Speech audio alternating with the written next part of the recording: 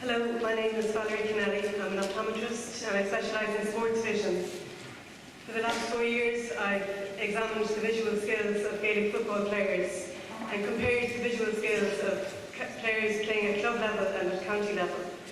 But this evening I'm just going to focus on one small area of my research, the effect that a colour vision deficiency can have on players' enjoyment, on referees and of the viewers for watching GAA matches. 80% of men are red-green colourblind, which means they can't tell the difference between red, green, maroon, brown and rust.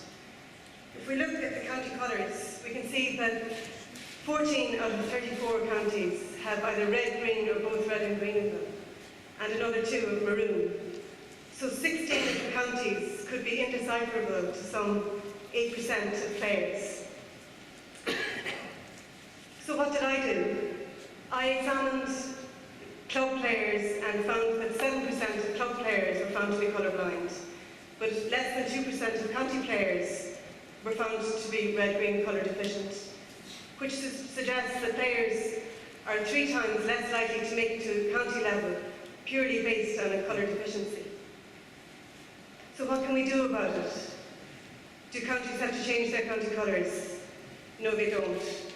If we look at the photos on the slide there, you'll see Cork and Limerick playing against each other. And to the colour normal person, it's a very easy comparison to compare one team from the other. But for the colour deficient male that is shown on the right, you'll see that it's much more challenging. It's much more challenging for the ref, it's much more challenging for 8% of the male viewers. This problem could be easily solved. For example, if Cork wore predominantly white with red stripes and Limerick wore their normal green jersey, there would be no conflict. And this can be followed across for any of the team comparisons that you have. Ideally, for 2 opposing teams, one team will be wearing dark and the other team will be wearing light colour. Because in our periphery, we don't have colour vision. So if you're trying to see players in the periphery, it's important that you have the light and dark shading. That's important for everybody, even if you don't have a colour deficiency. Colour blocking is another area that should be considered. If you look at Liverpool playing against Chelsea here, you can see that from the shoulder right down to the foot, Liverpool are dressed in red, which is a dark colour. And if you look at Chelsea, from the shoulder right down to the foot, they're dressed in a lighter blue colour and white socks.